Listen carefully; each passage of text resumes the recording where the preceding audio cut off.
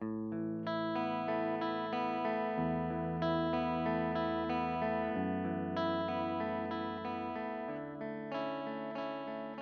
evening and welcome to the Carnegie Town Hall. This meeting of the Sioux Falls City Council will begin in a few moments. The City Council meets on the first, second, and third Tuesday of each month at 7 o'clock p.m. and serves as the city's policymaking and legislative body. Each meeting is governed by Robert's Rules of Order unless those guidelines conflict with city ordinance or charter.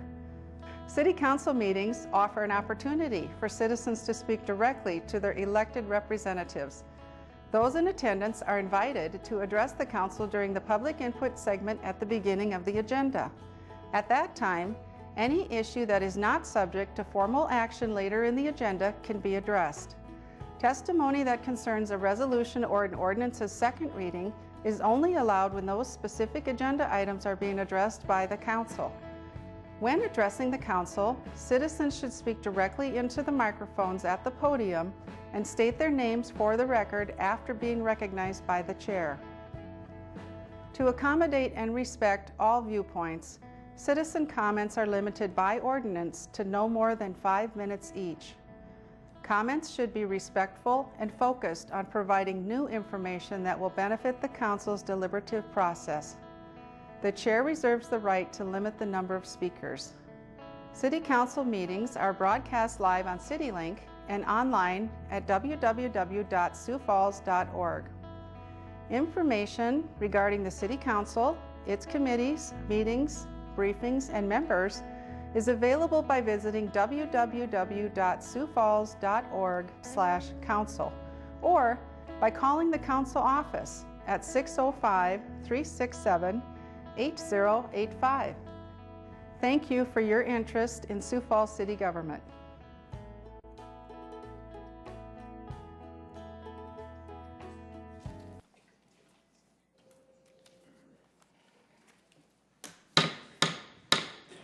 Good evening, everybody. Welcome to tonight's City Council meeting. It is Tuesday, September 13th. Certainly pleased to have so many folks in the audience tonight. Thank you for being here tonight. And also, if you're watching on TV, thanks for joining us there as well. Let's start our meeting by introducing you to your City Council. Council members Neitzert. Here. Rolfing. Here. Selberg. Here. Starr. Here. Staley. Here. Erickson. Here. Erpenbach. Here. Kiley. Here. Councilors, thank you so much. We are very, very pleased to have Dr. Ron Tottingham back with us tonight to lead us in our invocation. He is with Empire Baptist Temple here in Sioux Falls. Dr. Ron, thank you. What we'd ask is that you stand for Dr. Ron's invocation and then remain standing, please, for our Pledge of Allegiance. Dr. Ron? What you do, I've been in a lot of cities. This is the greatest city in the world. A lot of it's what you do for it. And I want to say that until you're tired of hearing it. Our Father, thank you tonight for your great blessings on this city, on this council, and on us tonight. We pray that you'd bless us, give us guidance and deliberations in the things that we look through and all sides of things. Give us good sense in how we handle those kind of affairs for a city that deserves the best. In Jesus' name, amen. Amen. I pledge allegiance to the flag of the United States of America and to the republic for which it stands, one nation, under God, indivisible, with liberty and justice for all.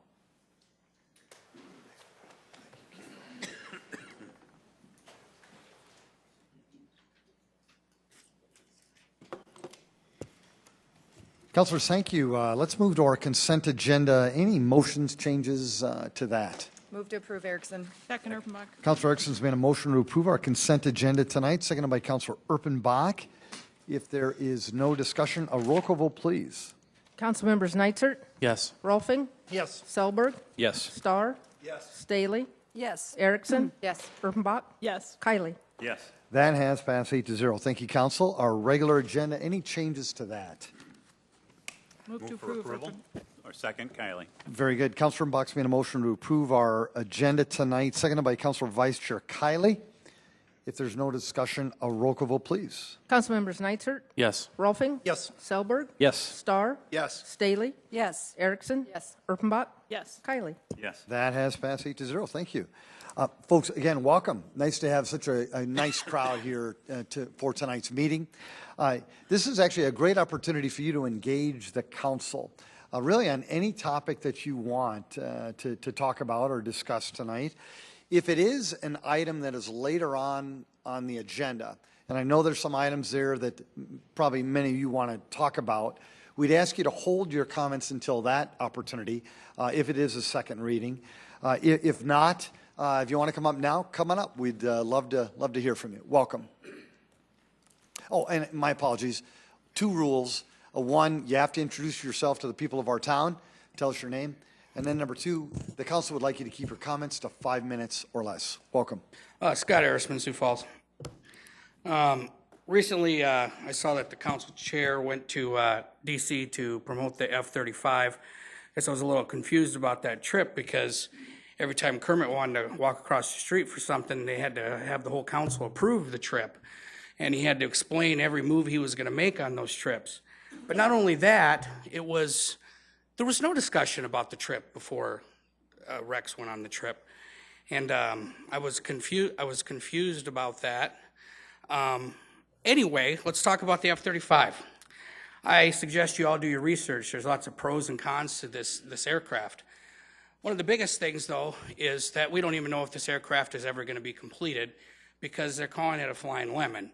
The problem was a lot of the people in the military branches all contributed to creating this plane, so they all wanted their little goodies on this airplane. Well, you can't do that. The airplane has to be specific in what it needs to do. The Air Force wants it to dogfight. The F-16 fly circles around it. They want it to carry big bombs. They want it to be a Harrier. They want it to do all these things. And it's really not going to do that. I think we were a little premature in going and asking to bring the F-35 here because the airplane is still in the testing period. I don't know, just go online, watch the videos of it. It's kind of funny to watch this airplane fly against the F-16, a plane that was created, I believe, in the late 70s, a plane they're still building at, I think, at about the 5th or 10th cost of what this thing is going to cost. So I was a little disappointed that we jumped the gun on that and the public really didn't know anything about it. Also, there's an audit meeting tomorrow, but the documents are online of the different audits, and one of the audits was the construction manager at risk. And I was reading the audit of the event center, and it seems like there's some stuff missing on that. There's nothing on there about the $1 million settlement that was given back to the city. I don't know how the our auditor missed that. There also was no listing of the contractor who actually applied the siding to the building, because it wasn't MJ Dawson, according to them. So I'm kind of curious of how that audit got by and what's going on with that, and that should probably be relooked at. But I did find something interesting in the conclusion of that audit. It said that a construction manager at risk could possibly, using them, they could cover stuff up without the public knowing. Wonder what that could be. Anyway, I was watching earlier today, just about a half hour ago, about the ice center and the tennis center. And something I've heard, and Bill Townsend, I believe his name was, with the tennis center, said that it's a public facility built on land donated by Sanford and received, we gave them $500,000, the taxpayers of Sioux Falls did. But all I ever hear is every time somebody goes to a different event, the parking lot's blockaded off and they can't park in that lot for overflow parking. Sanford gave the land. It's the Sanford Sports Complex. Why wouldn't people be able to park in that parking lot? Doesn't make any sense. And there was something else I found interesting too. The ice center, get this, they put up 3 sheets of ice and they have a plan to do 3 more sheets of ice. They plan to expand. And one of the reasons why they built the ice center out at the Sanford Sports Complex is so they could expand. What a concept. I wonder if we have a building like that, oh, never mind. The one thing that concerns me the most about the tennis center is that we gave $500,000 to a building that has a sitting mayor's name on it. Now, I know South Dakota, we don't have a lot of ethics laws, and the city's ethics laws are kind of, but that's unethical. I actually believe that the tennis center should give the money back, especially now that we have the police who can't get a decent raise, and we're cutting back on lots of stuff. It's probably a good idea just to give that money back since they can't use the parking lot out there anyway. And that's about all I got to say. Thanks.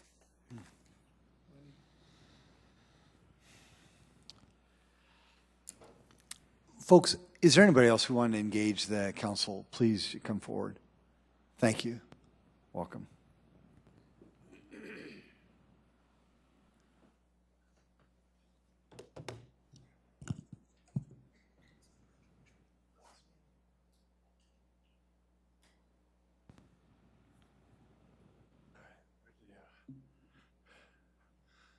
Greetings. I am David Zakaitis, and I'm here to talk about Project Trim. Now, I was here a couple of months ago, and there was all this controversy about Project Trim, so I was curious. I wanted to check it out and see what the heck was going on. So the first thing we should notice is that trees are really beautiful. So here's a view that I took. It's a self-portrait, me and my shadow and my bike. It's a nice scene, and we wouldn't get that without trees. But, in addition to being beautiful trees, they need some work now and again. This is kind of a funny picture. It's me actually standing on the sidewalk near Menards. So I guess that branch is a little bit short. Needs some work. All right, so, we had tree branches that were too tall, and so the city came up with the idea that maybe we should do something about it. So came up with a Project Trim and City Ordinance 94, which supports it. And, I read the thing, and it says you got a 10-foot clearance over sidewalk and 12 feet over streets and 16 over important streets. And it's the property owner's job to take care of that. That all seems pretty reasonable. So far, so good. But I did some more checking, talked to folks from Parks and Rec, and kept on reading. And apparently, when they find a problem, most people fix it after the parks people send out a letter, and 86% of the remainder fix it after they go back with the second try. And so a total of 96% compliance. That seems pretty good, and the city fixes the last 4%. Okay. And then I read clause 94.045, and every now and again the city says you've got a dead tree or a diseased tree, and take it down, and if you don't like that, you have 3 days to appeal that order. 3 days? I mean, I was kind of surprised that somebody would give you 3 days to appeal anything. It seems quite short. But that's the law. And then I read clause 94.046. You got to read these things carefully. And if you don't remove a tree, city goes in and says, we'll do it for you and charge it for you. But there's nothing in this clause about not trimming your branches. So if you don't have a clause about not trimming branches, then the city does not have the statutory authority to fine people for not trimming their branches. And it's not in your ordinance. And I also noticed that there's no hearings about any of this. The city just does it and says, too bad. Well, if you don't have a hearing, you don't have due process. So in addition to a lack of statutory authority, you don't have constitutional authority. And that's a problem. All right, so, a couple of months, people are having issues with their trees. And I noticed that the ordinance says 10 feet over a sidewalk. Now, I'm really tall, but 10 feet seems like a little much. I'm not going to get hit with a 10-foot tree. 8 feet seems a little better. And, maybe if people try hard to trim their branches and don't quite do it, then enforcers might be able to just take it a little easier and you'd have less problems. All right. And then, when you have a lack of statutory authority and a lack of constitutional authority, it just looks really bad. And we need to remember that it's government for the people, and you have to have these kind of authorities to be able to take money away from other people. And, I hate to say it, but this is the second ordinance I've read, and both of them flunk the requirement for due process. That's just not very good. And I've seen other problems across the USA. So what I'm doing here, not just today, but over the long term, is I want to look deep into the darkness that's invading our country. And if you were going to turn a democracy into a plutocracy, which kind of looks like it's going on, how would you do it? Well, you might erode civil rights a little bit here, and you might concentrate wealth in the 0.01%, and you might have huge prison systems like we have, and you might have police that are a little gun crazy and like to detain people without suspicion, or you might have a project like Trim. But anyway, no matter what these problems are, if we decide we want to, we can fix them. And there we go. I got 10 seconds to go. So with that, I bid everybody a good evening, and let's get to work and fix things. Thank you, David. You're welcome. Folks, did anybody else want to engage the council?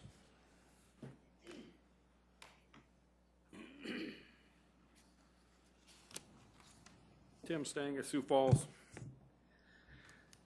Oh, God, where do you start? I guess I'm up here to tell the people that are watching tonight to just really watch what happens. Keep an eye on how people answer questions, how people act when they're being, when there's public testimony in front of them. One thing people realize, and I've talked to a lot of people on the swimming pool, they get it with their water bill, and they got it with their rec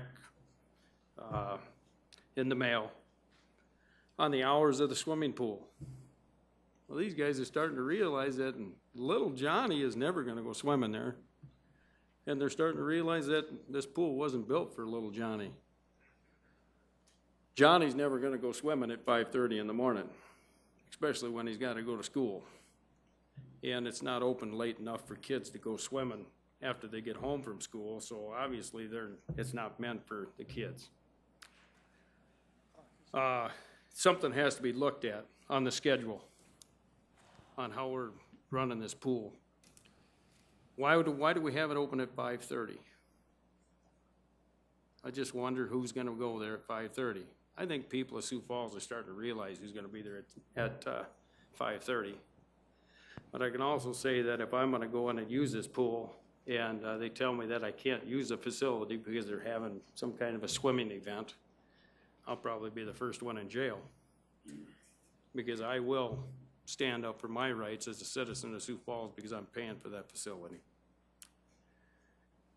Another thing was we're going to add on to the event center, more or less, not add on, but make things bigger, make it more, I don't know, be able to make more food and more storage and this and that. People want to know that the money that was settled on the siding, they always thought that that money was going to be set aside to where if that siding ever had to be replaced, that money was going to be there and the citizens wouldn't have to pay for it. And I'm hoping that the city council even looks at that and says, no, that money is supposed to be set aside for the siding if we need it, and I think that's what it should be for. Thank you, Tim. Folks, anybody else want to engage the council? Very good. Welcome. Sierra Broussard, Sioux Falls. I want to let the citizens know that, Mayor, I sat in your office for 42 minutes last week until I got an answer from the police department. It works very well to sit in the mayor's office to get results. As you well know, the investigation is still on for this week alone.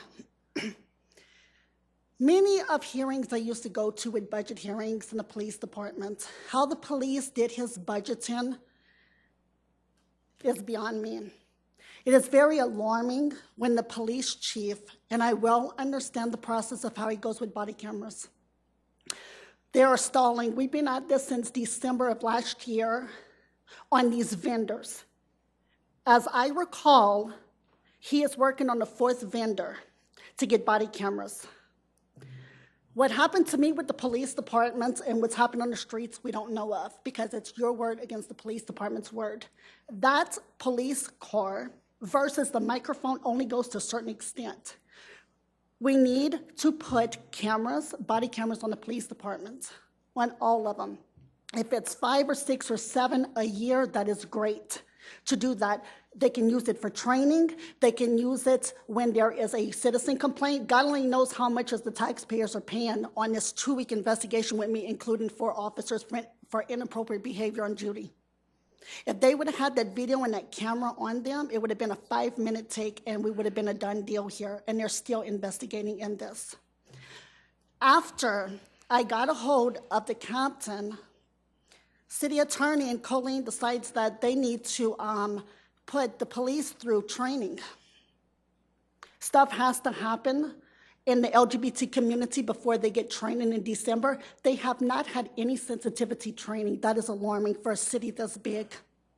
In December, they're supposed to be going to Pierre to get sensitivity training. I asked the captain to give me that paperwork because I want to see who's training them, because we don't want somebody off the streets to train the police and police training on sensitivity issues. Mayor, I ask you, and council, I ask you to please put the money, figure out how we're going to get these body cameras on these police officers. I'm not saying that the policeman is wrong. There are citizens that use a race card out here and say that, oh, the police did this to me, the police do that to me. But throughout the whole United States, the police is getting stressed out and they're using excessive force. We cannot get any justice on this if we don't have them body cameras. The police have the power over the people unless it's a recorded deal. It's your word against their word. And right now, I'm fighting that with the police. Thank God for one correction officer that is vouching for me in this investigation, because the other ones are not snitching. So I do ask you, I took this time off today, Mayor, to ask you to please talk to your chief of policemen to get this ball rolling. This is stalling. Don't take no 9 months to figure out the body cameras on this. You go to taser.com, you try them out, and you put it in this budget. It is very alarming to me that it is a sign of corruption. The police say it's a privacy issue. It's no privacy issue. If the police are doing their job and they're confident at doing their job, they would not have no problem on putting in a body camera and pushing a button for evidence. Mayor, you know as I know that the crime is on the rise here. I have talked to policemen here. They are complaining about the pay increase. So I asked them, do you go to the public input? Do you see it on the website? They have no clue of what's going on. I'm just a peon in office. That 1.5%, if I'm not mistaken, some of the policemen and the captains and the chief on top of that are going to get a 6% raise, all the way to 8% raise on that. So looking at a city this size and having a police officer start off at $40,000, $45,000 a year, that's great. That is absolutely wonderful to start at. People with college degrees is not going to start off in a field and get college degree money right off the bat. You got to work for it. A police officer for this city is getting paid very well, Mayor. So thank you, Councilman, and have a good night. Sierra, thank you. Well, folks, thank you very much for your testimony. We appreciate it. Item number 6, please. Mr. Mayor? Yes. I would make a motion on behalf of the applicant to withdraw item number 6. Councilor Starr, thank you. Mr. Mayor, if I may read Can we- the item into record, Thank you. please. Thank you. Item 6, second reading, an ordinance of the City of Sioux Falls, South Dakota, rezoning property at 600 North Bahnson Avenue from the AG Agriculture District to the RA1 Apartment Residential Low Density and RA2 Apartment Residential Moderate Density Districts, petition number 4677, 2016, and amending the official zoning map of the City of Sioux Falls. Planning Commission recommends approval 6-0. Thank you. Councilor Starr is making a motion to withdraw this item. Thank you, Councilor Starr. Appreciate the enthusiasm. And is there a second? Second, Erickson. Seconded by Councilor Erickson. Thank you. Councilor Starr, any comments, sir, or Councilor Erickson, any comments? This has been an interesting process to watch this application come before us. One of the things that I want to say is I want to say thank you to the neighborhood people. I've been to several of your meetings, and I'm very impressed by the amount of time and concern and the effort that you've put into making sure that your neighborhood is a good place to raise a family and to be a good part of Sioux Falls. I'd like to encourage you to continue with this process, but to look at starting a neighborhood association. I've seen, as you've come together as part of this, there were some activities where we've been able to engage the police department with some other issues in the neighborhood, around the school at Kenny Anderson, the community center, Annie Sullivan Elementary, and Washington High School. Again, I just want to make sure that we encourage you to continue to be part of the process, to take an active role in where you live, and more than anything, thank you for coming to the last many meetings and expressing your concern with this proposal. Very good. There has been a motion to withdraw this item and has been seconded. A roll call vote, please. Council members Nitzert, Yes. Rolfing, Yes. Selberg, Yes. Starr, Yes. Staley, Yes. Erickson, Yes. Erpenbach, Yes. Kiley. Yes. That has passed 8-0. Thank you, Council. Item 7. Second reading, an ordinance of the City of Sioux Falls, South Dakota, approving the naming of a facility space on public property. Good evening. I'm Mike Cooper with Planning and Building Services, and I'm also speaking tonight as the chair of the City Naming Committee.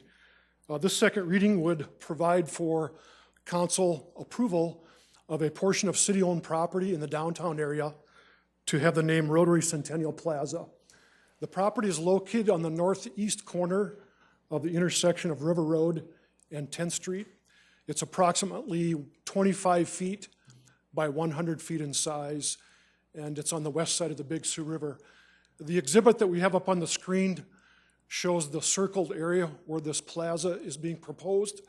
And I would just also point out that it also shows the proposed Arc of Dreams, which is also a project that's being supported by Downtown Rotary. We've been working with Rotary for some time of trying to help them identify a location within the downtown area that they could sponsor as a Centennial project. This particular parcel fits their requirements. They have been working with a design firm, Confluence, to come up with a concept plan. This has gone through quite a bit of discussion with planning, with Parks and Recreation, with the City Attorney's Office, and with the representatives of Downtown Rotary. We put together an agreement that's also part of your packet tonight that really specifies and lays out over the next 3 to 5 years that the Rotary Club will be responsible for the construction and maintenance of all the plaza improvements, and they will be responsible for the long-term improvements even beyond this project. Currently, the city does the maintenance of the sidewalk and the grass area in front of this proposed plaza, and we will continue to engage in those responsibilities. And these exhibits, again, show you kind of the concept of what Downtown Rotary has in mind as part of the sponsorship agreement. And I'll just remind everybody, because this came up at first reading, that we currently have other service club sponsored areas. We have Aquinas Park, we have Sertoma Park, we have Lions Centennial Park, and we actually have another Rotary Park.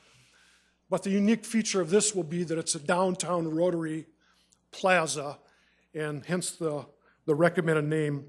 This did go through the naming committee with a recommendation for approval. We did advertise a number of months ago to let anybody else know about this opportunity for naming. We did not receive any other proposals. So again, we have a recommendation tonight to name this the Rotary Centennial Plaza. And we do have representatives here of Downtown Rotary if you have any questions of them. So thank you for your support. Maya, thank you. Folks, is there anybody in the audience who wanted to speak to this item? Welcome.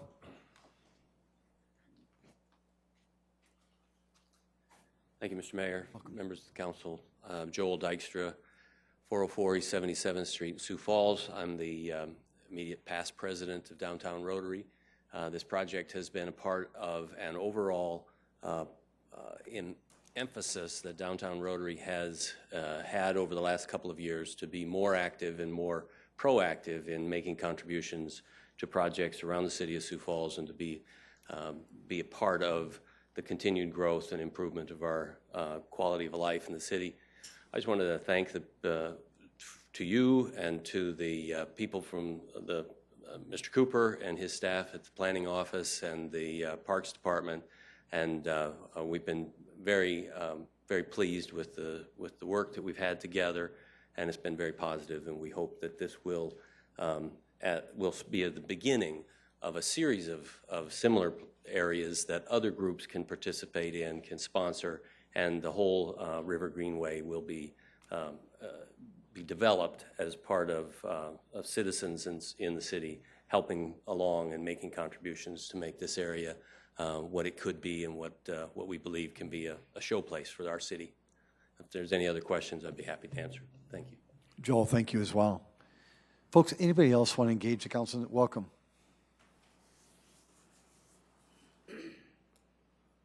I am David Zokaitis, and it looks pretty and nice and all that, but I'm wondering about those two circle-y things. Do they extend onto the sidewalk? Going to the previous slide. Trees. Those are trees, so they will be above the sidewalk. Thanks, Mike. Folks, anybody else want to engage the council? Very good. Councilors? I move to approve. Rolfing? Second, Erickson. There's been a motion to approve this item by Councilor Chair Rolfing, seconded by Councilor Erickson. Any discussion on it, Councilor Staley? Well, I wanted to say I think this is a wonderful idea. Bravo to the Downtown Rotary for doing this. And I'm hoping as we move forward in our community that we're working at creating even more green spaces within different parts of our community, maintaining grassy areas in the midst of the concrete. So thank you. A roll call vote, please. Council members Nitzert, Yes. Rolfing, Yes. Selberg, Yes. Starr, Yes. Staley, Yes. Erickson, Yes. Erpenbach, Yes. Kylie. Yes. That is passed 8-0. Thank you, Council. Item 8. Second reading, an ordinance of the City of Sioux Falls, South Dakota, calling a special election on the issue of whether the City of Sioux Falls, South Dakota, should build an administrative office building and associated site improvements. Public. Councilor Staley, did you want to address this, or Councilor Starr? Are you going to have public input Well, first? first Oh. we normally go someone who kind of explains it, and that's one of you two. Well, okay, well, I have a few comments that I would like to make. Oh, go right That ahead. will explain it, okay. Well, first of all, I wanted to express my deepest gratitude to my fellow council members who have walked together in this effort these past 5 months concerning this administration building. And 4 of them are those of us who were newly elected. This has been a long journey. We came into this newly elected position with the bond issue and the administration building weighing heavily upon our hearts. Many of us heard from citizens during our campaign about the citizens' concern for this building. We passionately sought ways within the council to do what we felt was best for our community. That resulted in a repeal ordinance in July. We did this to give the council more time to consider less expensive options. In the midst of all this discussion, since we've been elected, we've been hearing that our sales tax revenue growth is not growing the way it was anticipated, which has, to me personally, come into my concern about this building at this time, because we're going to have operational costs. It's going to come out of the second penny for the building of this, so it's just another expenditure in the midst of all our other obligations. We did the repeal. It passed by 5-3. We were successful. A week later, the mayor vetoed this in his first veto. And, of course, moving onward to sell the bonds. Immediately after the veto, a group called Stop the Funding started a petition drive. They collected 6,400 signatures in 3 weeks, which is really a phenomenal feat. I have heard from many people who feel that the public should be voting on this. And I've heard from people who support the building, but they really are standing behind the need for a vote on this issue. I know that this council has given support to the petitioners and to those who signed the petition. This advisory election that we're going to be voting on tonight gives the council an opportunity to tell the community that we want them to have a voice in this issue. If and when the mayor sells the bonds and starts to build this building, he will then be responsible for stopping the election. All of our efforts at that point will be invalidated. But until then, we can go forward to show the public that we want to set an election. So I'm hoping that tonight we're going to continue to show the leadership. We're going to bring hope to the public. We're going to give support to the citizens and vote yes to set an advisory election. Councilor, thank you. Folks, this is now an opportunity for you to engage the council if you're interested on this topic. Really, the same rules apply. We just ask you to introduce yourself, keep your comments to 5 minutes or less, probably with one caveat. If there are multiple speakers, we would ask you to try to keep your comments as unique as possible, not to duplicate, and normally folks do a really good job of that. Welcome. Bruce Danielson, Stop the Funding co-chair with Kermit Staggers. And we handed out a bunch of petitions to everybody, and I'd just like the council to know how many people here are supporting our petition drive. We ask you to listen to the signatures. We're here to talk about an interesting multi-million-dollar sales tax revenue bonding issue. It's disguised as an unnecessary office building. Despite stories to the contrary, this started a bit over a year and a half ago. A select group of insiders were shapers and then decision makers of this project. As citizens became more aware, they asked for more information. We received little. Oh, sure, we got this story today, that story yesterday, but we never did receive the information we asked for. Now before the court, there are 6,400 signatures of very frustrated voters. This administration hates citizens who fight to know what is going on in a government they own. This government is not a playground only for those elected. It is here for all. We see things everywhere and ask, why is the tail wagging the dog? Why is it the city clerk only cares about council leadership and the mayor? At the start of this petition, why did the chief election officer refuse to examine both petition pages when asked to by me? By the way, why does the city refuse to help citizens in constructing a proper petition and form, function, and law so it is correct? We learned in the 2014 election cycle how the city attorney was able to rewrite the meaning of our petitions. We have learned again never to trust anything that comes from a city office. Our 6,400 signatures is a small portion of the people who are asking for advice on how to change Sioux Falls city government again. We've also heard words like recall. This room and City Hall are causing this.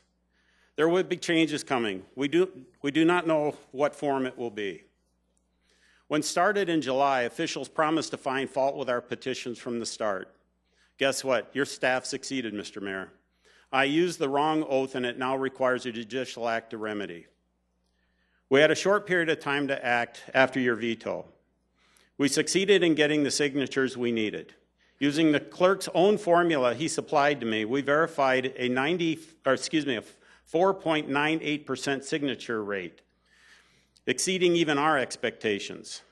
I can supply the results to him to help him verify if he still hasn't gotten his work done.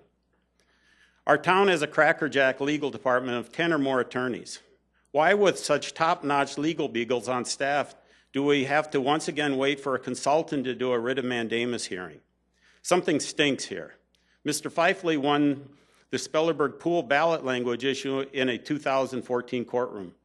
Why the wait now? Oh yeah, back to your mission of running out the clock. The citizen avoidance by several members in front of me is being met with an angst I've never seen before with voters. This is an election year of upset voters. You will find members of the dais part of this discontent. I finished tonight and asked the speakers who may follow to be polite and direct. We do ask the dais to consider the following. The rewriting of history and gaming the system will not be forgotten in future elections. No matter what happens here tonight, could this still be the start of the 2018 election season for some, or the start of an unknown 2017 election season? The people sitting behind me, with many more at home watching, are upset because of the systemic abuse this administration has perfected. Are we to get ready for a bumpy 19 months in Sioux Falls city government? Are you all ready for a ride? Thousands of Sioux Falls and South Dakota citizens are watching to see if this dog can wag its tail. So we ask you tonight, listen to the signatures, and please waive your petitions. Thank you. Folks, anybody else want to engage? Welcome.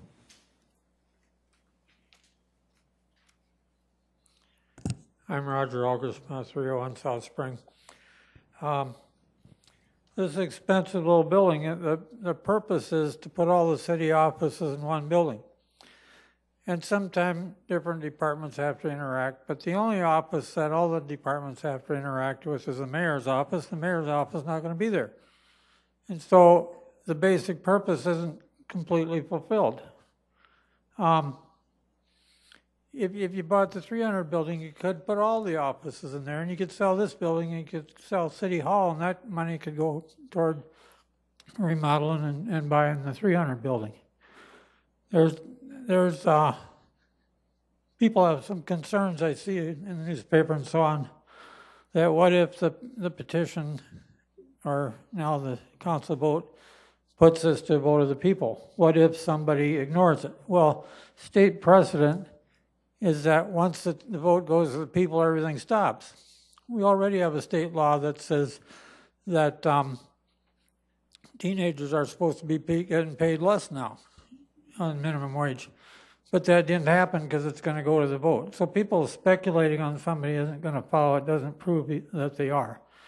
But the way City Hall spends money, I think there's got to be some way to get credibility back. You spend $30-some million on this railroad thing, which is no plan to develop it. It's terribly hard to develop it. You spend all this federal money, and it's not just federal money.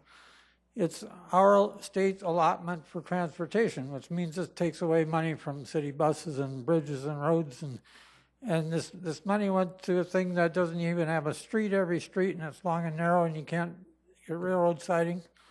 Another questionable project. You develop this space on the northwest corner of town for industrial development where you can have rails. Well, I rode my bike down Rice Street going, to Laverne one day to visit my mom. But anyway, that's a flat place. And there's a half a dozen businesses. You let businesses develop where it fits. The railroad is on level ground there. This piece on the northeast and more northwest part of town has hills. That's not a good place to develop for business or rail. So if you want credibility with the people on how you invest money, I think it even a courtesy just to let the people vote on this one. Thank you. Thanks, Roger. Appreciate it. Welcome. Mr. Mayor, Council, Manny Steele, Sioux Falls citizen. No notes, so it'll be short. But I'd like to reiterate a little bit what I said last week. And I referred to tennis terms as mayor, you're a tennis player. I mentioned that the ball is in your court. And you can either soft lob it back to the city's citizens so that they would be able to have an opportunity in a say, whether they vote for this or against it. They have an opportunity to be part of this. Or you have the choice to do an overhead slam right back into the citizens' court, and that very possibly would end it tonight. Whichever way you choose to do it, Mr. Mayor, the people will remember this for a long, long time. Thanks for your time and your attention. Thank you, Ms. Steele. Appreciate that. Welcome.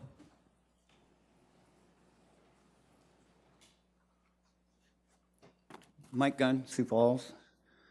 As I know, and please correct me if I'm wrong, but the petition that I and many others have signed is being considered invalid. I believe that the reasoning on this is an incorrect oath. Given that the forms were given, then received, plus certified by the city clerk, leaves many questions. What is the procedure for correcting this form or issue?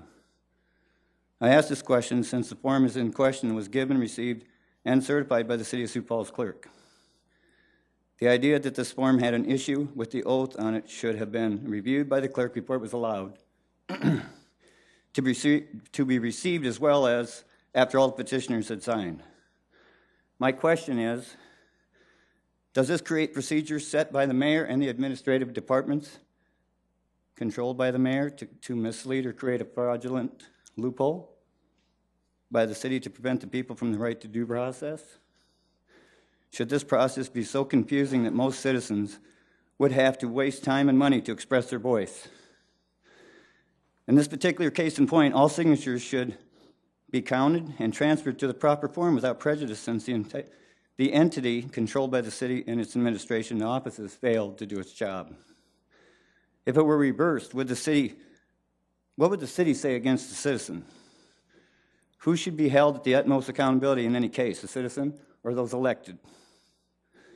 If the city clerk is not trained properly in such matters, it should be noted that they may have to be retrained, re-educated, or whichever, so that they can better serve the citizens to have the correct paperwork to be able to bring their grievances to you. So I just don't understand how something so minor of an oath on a petition can throw out our petition. What about your oath of office? How much should we put on that? Thank you. Thank you, Mike. Welcome.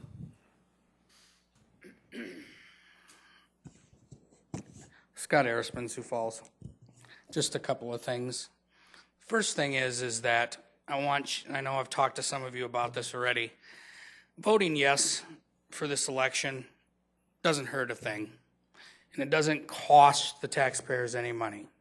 As someone previously pointed out, if the bonds get sold or whatever happens, the election can easily be repealed. Nobody's hurt, no taxpayer money spent. It's done. So you might as well just vote for the election, hope that the bonds don't get sold, and we don't know how that's going to happen. Could be a judge, could be the mayor changing his mind, could be lots of stuff. My second part is, I just want to be honest with you guys. There are no winners and losers in all of this. This isn't a fight. And I've tried to remind people that all the time. This isn't us against the council or the mayor or the city attorney or the city clerk. This is about us. This is our money you are spending. $1 million a year mortgage. Don't even know what the operation costs would be. Maintenance, we're talking well into $40 million of money. This is why it's important to the citizens to have an election. They believe it's above your pay scale. They believe it should be their right to decide whether this money gets spent. And to tell you the truth, there's a lot of people who want more administration space. They don't like this plan. This ain't about you. Let the citizens decide this. It's really easy. You can wash it off your back. Not nothing to do with you anymore. No winners or losers. There's no fight here. Just vote for this election. And hopefully a judge or somebody has an enlightenment and says, don't sell these bonds. And we can all move on. Thank you. Welcome.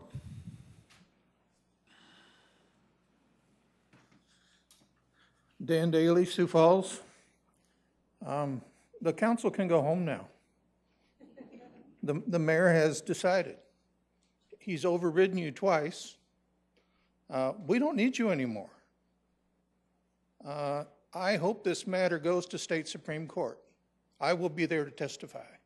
I've taken you to court before, and I won. There are lots of lawyers that will give their time pro bono.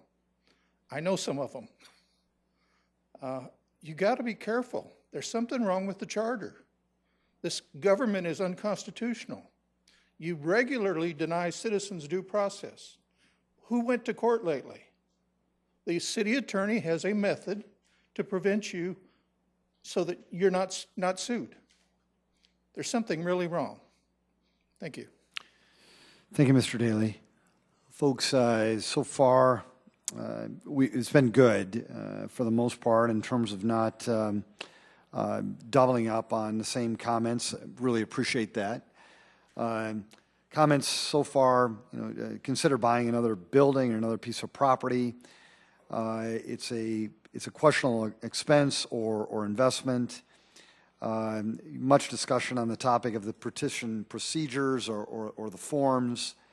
There was one person who said this will have an impact on all of your future elections or my future elections, I guess, whether you're running or not running. Talk about how the city charter is not constitutional. Maybe let the courts decide. One citizen blamed the process on the mayor, the administration, and the city clerk for the mistakes that were made with the petition. No cost for the election if the bonds are purchased. One comment is that the councilor should not have the ability to decide on such an item like this because taxpayer dollars are being spent. I tried to capture, a lot of that. Folks, anything else that's unique that you'd want to inform the council on? No, not on this topic. No. Welcome. Thank you. I'm David Zokaitis, and I just had to put my 2 cents in. It should be government for the people. I guess there's been some problems with the petition. I don't know, maybe the petition process needs some work. Whatever. I mean, stuff goes on. Just try to fix it and keep moving. But I think what you should notice is that a whole bunch of people signed a petition to vote on a building. Well, I mean, regardless of anything else, you should honor that. A whole bunch of people signed a petition to vote on a building. I mean, government for the people would say that regardless of any legal problems, that you would allow that vote to go on because that's government for the people. David, thank you. And folks, I think that comment's been made probably 4 times tonight, but David, thank you for sharing it again. Appreciate it. Folks, anything else that you want before I turn? Welcome. Hi, my name is Susan Merritt. I came to my first city council meeting last week because I'm concerned about the building, and I went away really disappointed. My husband didn't come back tonight because we just felt like, excuse the expression if there's any PETA people in it, but we're kicking a dead horse. And I thought, I'm just going to let this go because it's already been decided by a few people. And this morning, I volunteered at the Bishop Dudley House, and I was visiting with one of the employees there, and she was talking about how the room we were sitting in would be empty of clients if they could get the kind of mental health access and drug and alcohol abuse help, about the poverty, the different things that that our city is lacking. And I guess my main point is that our people, I used to think Sioux Falls was really affluent, and I began substituting in the Sioux Falls public school system, and it became so obvious that there is such disparity among the different schools, especially elementary schools and middle schools, in the opportunities, the income, the health, the abuse, the things in this town. And I had always thought this was a really wealthy city, and that we do really good things with our money. But I live pretty much on the south side of town, and it's not like that everywhere. And there's so many more important things than bricks and mortar. And it isn't even this building. I don't even really know if you need this building, but it's the constant spending of our money for buildings. And this city is not buildings, this city is people. And there are so many needy people in this town. And I'm not saying that anything you're going to do is going to fix all of that. But our tax money should be spent more for the people and for the people who pay the taxes. And it would empty a lot. It would make a lot more room, if not empty our prisons. It would empty the Bishop Dudley House. We wouldn't have hundreds of kids coming for free lunch in the mornings and having needing special treats and bags to take home. This town is not as well off as people think it is, and I have written a couple letters, and I felt that I was treated fairly arrogantly by the responder. I was pretty much, we need this building. You're the only person that has voiced any opposition. It was 10-1. And I guess I think if what I'm saying is that unpopular, why are you afraid to let us vote? It's our money. You can do it legally. That doesn't mean it's right just because it's legal. Let us please have a vote on this. Thank you. Susan, thank you very much. Appreciate it. Council, Councilor Staley discussed the item first initially. Is there anybody else who wanted to discuss the item, Council? Councilor Starr? Thank you, Mr. Mayor. Welcome. For me tonight, we're here to consider an ordinance calling for a public vote on this administration building. We're past the point of discussing whether we need it or don't need it. Tonight is strictly about hearing the 6,400 plus people who petitioned us and requested a vote. The people who went out of their way to sign this petition need to be heard. And I want to be one of the people tonight to say, I've heard you. I've heard your desire to be heard on this issue and bring a public vote forward. That's what we're discussing tonight with this ordinance. It's either we hear you or we don't hear you.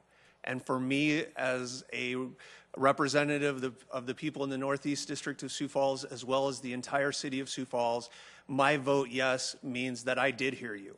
You don't care about how the form was. You went out of your way to sign it. You spent time circulating the petition with your neighbors. You were very active in this process in a very short amount of time. I would say that it was a record amount of time to collect the signatures in such a short time. And for me, I'm voting yes because I feel that representing those 6,400 people, they need to be heard and we need to have a vote. Councilor Starr, did you want to make a motion to approve? I would love to. I would move to approve this. Thank you. Second. Councilor Staley's made a motion to second it. Thank you. Councilor Erickson. Thank you, Mr. Mayor. This is a really, really tough spot to be in. I've certainly walked alongside this process for some time now, being the only counselor left that did not support moving this forward. I did support pausing it. I'm not saying I don't think we need something at some point, but I wanted to start over, and the plan that we had brought forward was to have a more collaborative effort with the state, the county, and the city before the train left the building. And that was my concern. You know, tonight we've heard a lot about concerns in regards to the form. And I know I'm getting off a little bit of what this ordinance, what this ordinance says. I've had great conversations with other counselors as well as our staff in regards to maybe a safeguard to making sure that doesn't happen. Now, I know the former clerk and I know this current clerk, and I respect them greatly, and I know that they would help anyone that walked into that office. If you said, give me a petition, they would give you the petition front and back. That doesn't mean that it's certified front and back. However, I know that's happened in the past because for me as a candidate, I wanted to make sure that I did not send in, I just didn't trust myself in knowing the right form, and I knew when I went to the clerk that they would give me that form. Didn't mean that they certified the front and back, but I know Tom would have done that. I know Lori did it for me. Is that a conversation that we have in the future to ensure that happens? Maybe it is, and we've talked about that. Going to this ordinance specifically, like I said, it is a tough spot to be in. It's not that I don't think the people should vote for this and have a voice to say, the train has left the station. This vote, unfortunately, will not accomplish that for you. Let's be very, very honest. If we approve this advisory vote this evening, it will not accomplish the vote, creating a false hope for you and for every citizen that may not really understand the process. And that's unfortunate, and it's frustrating also. I would love for you to have an opportunity to vote. It's not going to happen. Let's be honest. Like I said, I'm in a tough spot this evening. It's unfortunate. I do support the efforts of the initiated measure and do hope that walking through the court system that they get the answers that they need and that this can eventually be moved forward and that we as a council can move forward and tackle the next issues that come forward. We have a lot of things going on in our community and we need to regroup, we need to move forward, and we need to accomplish the next tasks in this community. Thank you. Councilor Selberg. Excuse me, thank you. Yeah, it's a tough night. I mean, I hear you as well. As Pat said, Councilor Starr, as stated last week, I admire those who made the efforts to get the petition signed. I, like all of you, made my opposition known by leading, voting, and speaking loudly on the issue on numerous occasions. And while I appreciate the efforts and sentiments of the supporters, the people who have reached out, the people who have signed petitions, we also have to look at the reality of process and time. We brought this up in July for a reason. The clock was ticking. We took this through the process provided. If I believed this vote would happen and would make a difference, I would be in, but unfortunately it won't. Not only will the train have left the station by June, it'll be pretty much almost to its destination. We're asked to lead, and while saying yes tonight would be the easier way to go, and it would make a lot of us feel better, sometimes leadership is having to tell it like it is, even if it's unpopular and not what you or I want to hear. And for the record, Mr. Fifely, Mr. Greco, the mayor and his administration are decent people and good public service servants. This conspiracy theory talk does not help. That dialogue does not get us any further, and I disagree with that portion of it. But I do appreciate the efforts that all of you made in signing these petitions, all you've done to reach out. And again, it's a tough night, but I just wanted to say that. Thank you. Councilors, thank you. Councilor Neisert. I echo what Councilors Selberg and Erickson said, and so I'll try not to be repetitive. I do want to say that I do recognize the citizens and the voters who worked so hard on this. I signed the petition. I was against this building. I brought the repeal forward. And I wanted it to succeed. So I'm tempted to vote for it as a symbolic show of solidarity, but what I keep coming back to is just reality, which is that this ordinance doesn't do anything. It will not be effective until after October 1st. It calls for an election we all know is never going to happen. It sets a date of election well after October 1st. It does nothing to stop the mayor from bonding, which would render the election completely moot, and the election isn't even binding, as I stated. My biggest concern is it's going to create the false impression that citizens will get to vote on this. It's going to create more anger, division, and bitterness when the bonding occurs and the citizens are told the election won't happen. And then it's going to force us to open the wound again when we have to repeal this advisory election after the bonding occurs. As stated, we brought the repeal forward back in July for a reason. It was the only way we could do something that would be legally binding. The time has passed and the decision is out of our hands, whether we like it or not. We did all we could that could actually make a difference. The only venue left, frankly, is the court. and we need to let that process play out. Only the court can stop the bonding, and only the court can order the initiative process to continue. So essentially, as Councilor Selberg has stated, I could take the easy way out. I could vote for this. I could pander to the voters and say, I voted to give you an election, knowing in my heart, in my gut, in my mind, that I didn't, that I was deceiving you. And I'm just not going to deceive the citizens. This is not going to get you an election, so I have to vote no.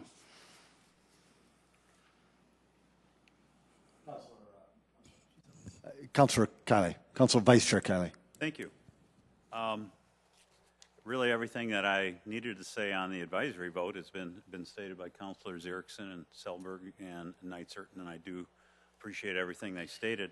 I do want to stand up for our city clerk, for our attorney, and for everybody else that's been thrown under the bus unjustly. The comment was made that never again trust anything that comes from the city office. I want to make this perfectly clear. The petition forms did not come from any city office. It did not come from our city clerk. Only Mr. Danielson or somebody within Mr. Danielson's organization can explain where they came from. He said he's erred, but at the same time, he's thrown so many other people under the bus unjustly. I think I've said enough. Thank you. Council Chair Rolfing. I'm going to be short and sweet. I really do appreciate the interest tonight. What's gone on, the effort for the signatures, for the petition, and all that kind of thing. I think that's great. We have those things set up in our Constitution and our charter to get that done. However, it fell short. And it seems like the negative people have taken over for the positive people in this situation. Let me explain what I mean by that, because I want to speak a little bit for the people that are on the other side. I literally have had it 10-1 or more on the other side saying, you guys are doing the right thing. We need the building. We need to go ahead with it. Will you please do your job as an elected official that we elected you to do and get the building built, and let's move on. So, I know we need, and sometimes we don't appreciate some people, but I'm talking that the small minority sometimes is wagging the dog, the tail is wagging the dog instead of the dog wagging the tail. And so I want to make sure everybody knows that this is not something that is 100% people are negative for. I'm having it at least 10-1 the other way. So I will again vote no on this, and we need to move forward as a city. We need to move forward and be progressive and get things done, and this is one way to do it. Thank you.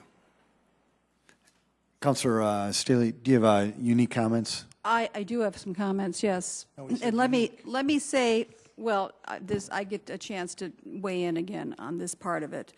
And I think that we're hearing a defeatist attitude here on this council.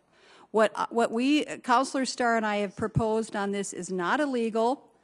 We have never I did not bring this forth in any way, shape, or form to have anything against our city clerk. I am doing this as a gesture of regard and care for our citizens. And I do believe that we could certainly make this thing happen. I'm disappointed to hear people say before we're even having our vote that they're voting no on this. I was so encouraged last week when we had 5 people vote yes. And I will continue to support the people who signed that petition. I don't think it's a minority. I don't think it's negative that the citizens got involved with this. And so I'm disappointed of what I've heard tonight, but I feel good about what I have said. I do believe in our public. I believe in your ability and right to vote on items of great expenditures. A roll call vote, please. Councilmember Neitzer. No. Rolfing. No. Selberg. No. Starr. Yes. Staley. Yes. Erickson. No. Erpenbach. No. Kiley. That has failed 2-6. Item 9. First reading, an ordinance of the City of Sioux Falls, South Dakota, providing appropriations and the means of financing for the fiscal year ending December 31st, 2017.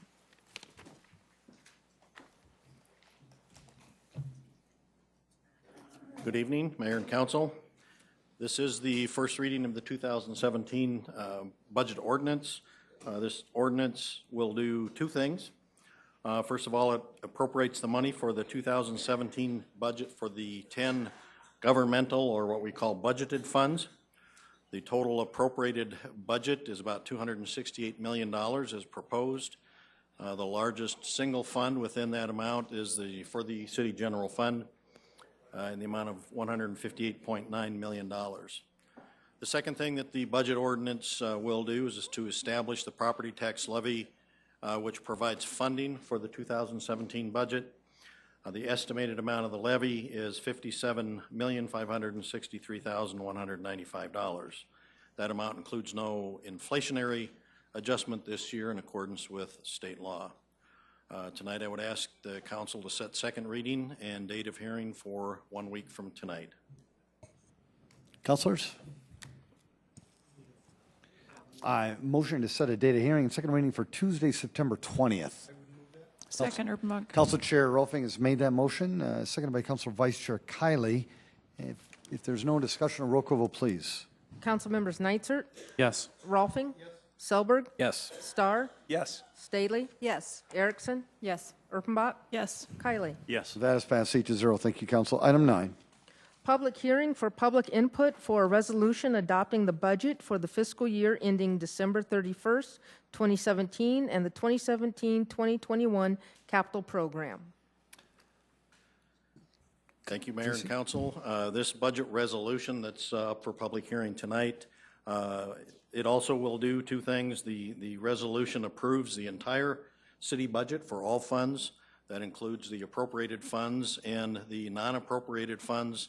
The total budget in the resolution as proposed is $466.6 million. And as I mentioned, it covers the 10 appropriated funds as well as the 12 non-appropriated funds for a total of all 22 city funds.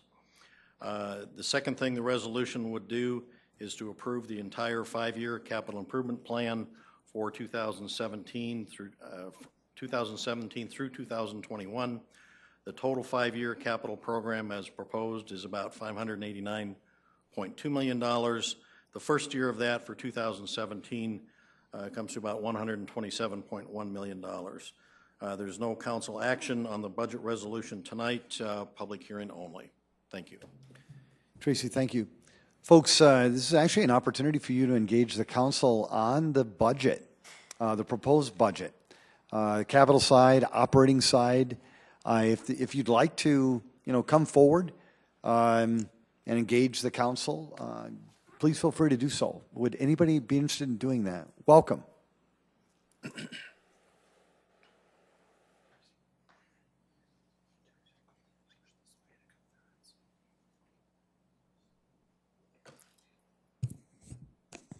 Good evening. I'm Darcy Jensen. I'm the Executive Director of Prairie View Prevention Services. It is a state-accredited agency that provides services to youth in our community of prevention and intervention. In the recent past, there's been much discussion regarding the city's role in prevention efforts for the youth of our Sioux Falls area.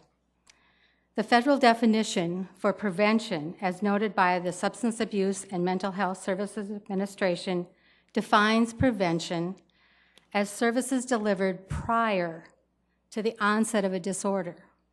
These interventions are intended to prevent or reduce the risk of developing a behavioral health issue, such as underage drinking, alcohol use, prescription drug abuse or misuse, or illicit drug use. Our agency goal is to reduce substance use for youth in our community. I'd like to share a few outcomes that we have. Prairie View Prevention started working with youth in Sioux Falls in the fall of 1999. Prior to those prevention programs starting, 53% of the youth who who were high school students in Sioux Falls were drinking alcohol or using drugs in that past year, over half of our youth population in high school. As we have worked with our program, by 2013, we had reduced that to 28.6%. We have made an impact on the number of youth and their substance use. We are also tracking the number of kids who have drank in the past 30 days. We monitor that alcohol consumption because of minor possessions and underage drinking. In 2007, 43% of our youth reported that they had drank alcohol in the past 30 days. By 2015, we had reduced that to 13% of our high school youth. In addition, we have reduced the number of kids who are riding with someone under the influence. In 2007, 28% of our kids, a fourth, said they had ridden with someone under the influence. We have reduced that to 12%. This data represents the impact our prevention programming is having on youth. It's reducing their use and reducing the safety concerns we as a community have. Recently, the City of Sioux Falls released their 2016 Community Health Status Report. To complete that, the city provided residents with the opportunity for input to rate their concerns on a scale of 1 to 5. When residents spoke, they indicated their number one concern was the presence of street drugs, prescription drugs, and alcohol. When residents were asked specifically to talk about the substance use issue, underage drug use was rated as a number 3 concern, and underage alcohol use was rated as their number 5 concern.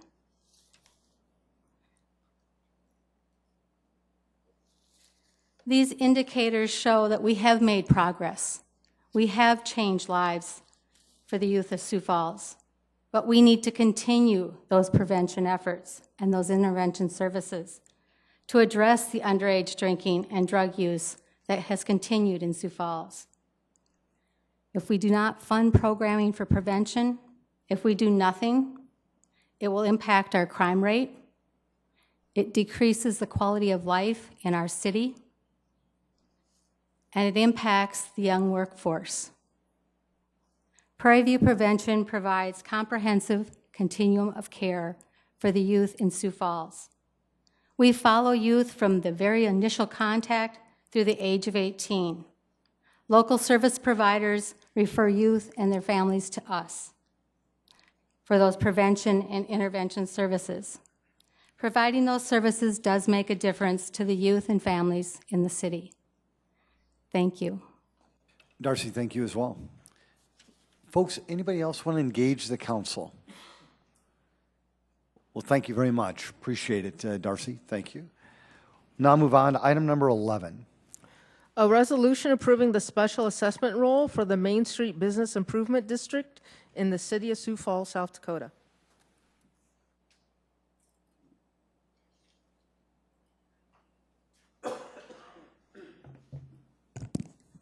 Good evening, Mayor, Council. Dustin Powers with the Community Development Office. Item 11 is seeking council approval for a special assessment levy for the Main Street Business Improvement District. The map on the screen indicates the boundaries of the Business Improvement District, with Minnesota Avenue being on the west, 14th Street on the south, Weber and Franklin Avenue on the east, and then Falls Park Drive on the north. And these are associated, these are the Main Street Bid District, but as well as the Downtown District and our CVB, or our Central Business District. The area is approximately 450 acres, and with the assessment here tonight, 278 properties within this district will be assessed or levied as part of this resolution. Revenue generated by this business improvement district goes to the funding of programming, services, and activities in downtown. These funds are administered through Downtown Sioux Falls Incorporated, and Joe Batchelor, the Executive Director of Downtown Sioux Falls, is here to speak on behalf of the efforts that the bid assessment provide to the organization in Downtown Sioux Falls. A couple of items I just want to point out before I turn it over to Joe. The resolution tonight that you are voting on will be a cumulative assessment of $160,000 or $160,674.86, and that is cumulative over the 278 properties. The maximum assessment any one property is assessed is $1,700. That's based on a formula that's as part of the Main Street, the ordinance for the Main Street Business Improvement District, and that is based on property valuations that we receive from the County Assessor's Office. The bid has been in place since 1989, so this is the 27th year that we're coming in front of you to approve the levy for the Downtown Improvement District. This item was brought in before the the Main Street Business Improvement District board on August 31st, and they unanimously approved this levy. With that, I'll turn it over to Joe with Downtown Sioux Falls if you have any questions for him. Thank you. Joe, welcome.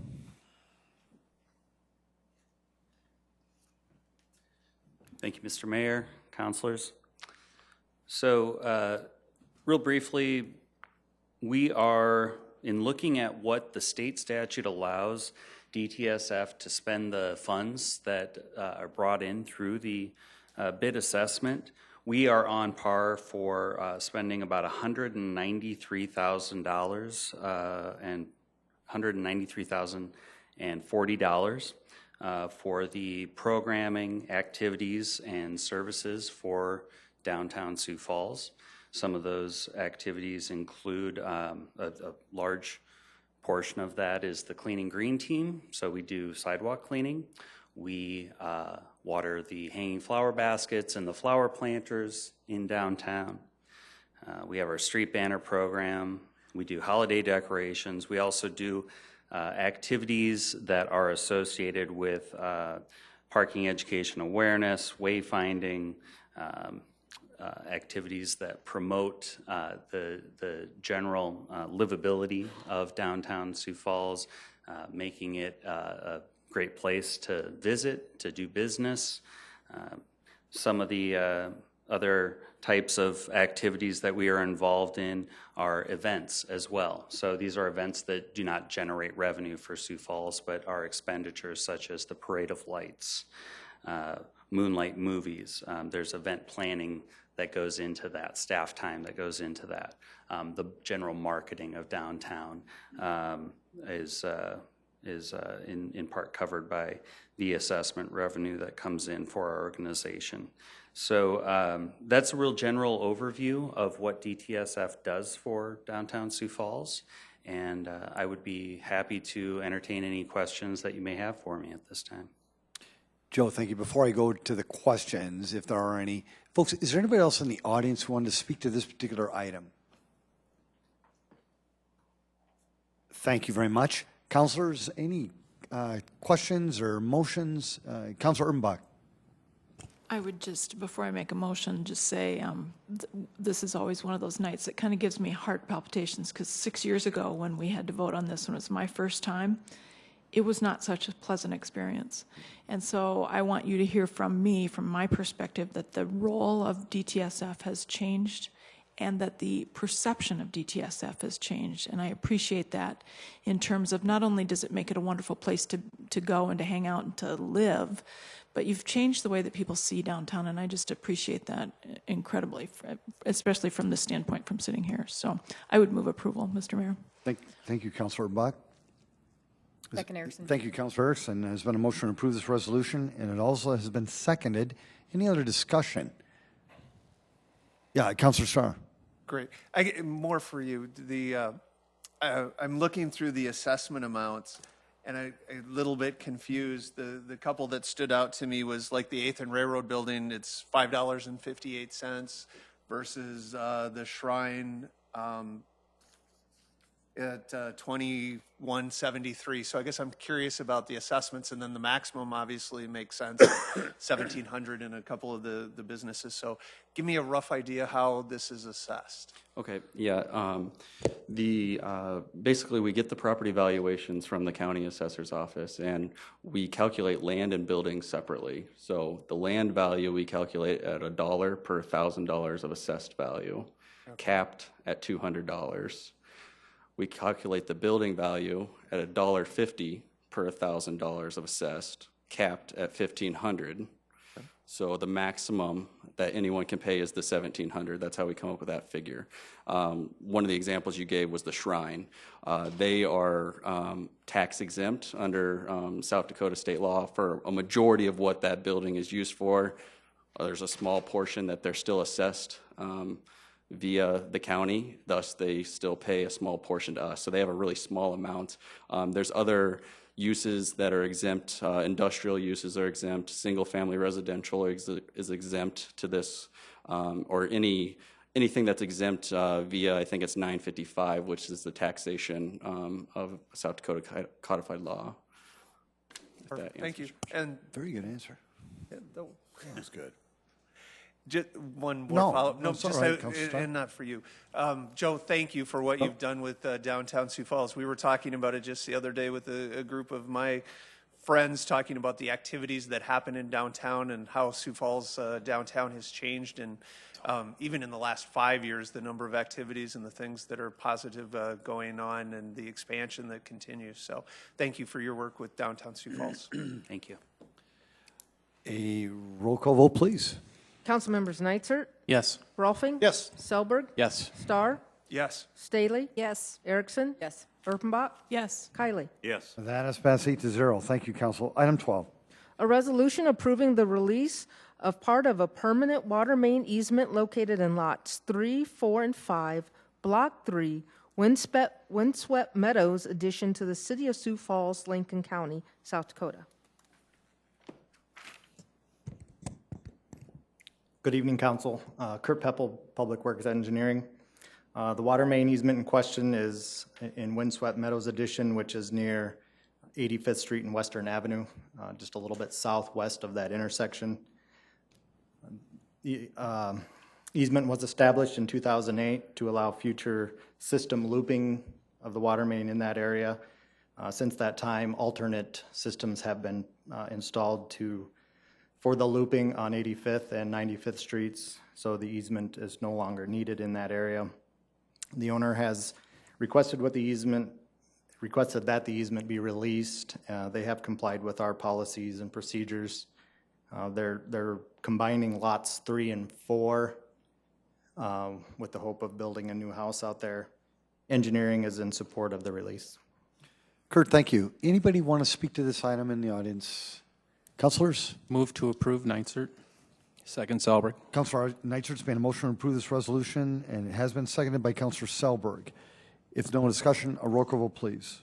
Councilmembers Nitzert. Yes. Rolfing. Yes. Selberg. Yes. Starr. Yes. Staley. Yes. Erickson. Yes. Erpenbach. Yes. Kylie. Yes. That is passed 8-0. Thank you, Council. Item 13. A resolution approving the special assessment roll for construction of sidewalk on East 10th Street from South Bahnson Avenue to South Sycamore Avenue. Kurt Peppel, once again, Public Works Engineering. Just a little bit of background on this resolution. In 2014, City Council approved a resolution of declaring the necessity to install sidewalk along East 10th from Bahnson to Sycamore. The resolution included 16 properties who had the option to install the sidewalk themselves or have the city do it as a project and then assess them the costs. 10 of the properties installed the sidewalk, which left 6 remaining properties. In 2015, the city installed sidewalk along the 6 remaining properties. Earlier this year, Resolution 66-16 was approved that assessed the 5 properties in yellow. At that time, 1 property was deferred from that original resolution.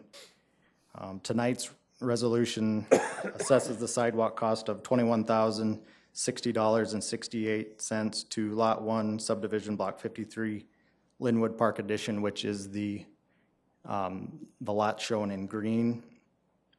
The assessment is for 5 years at an interest rate of 3.5% interest.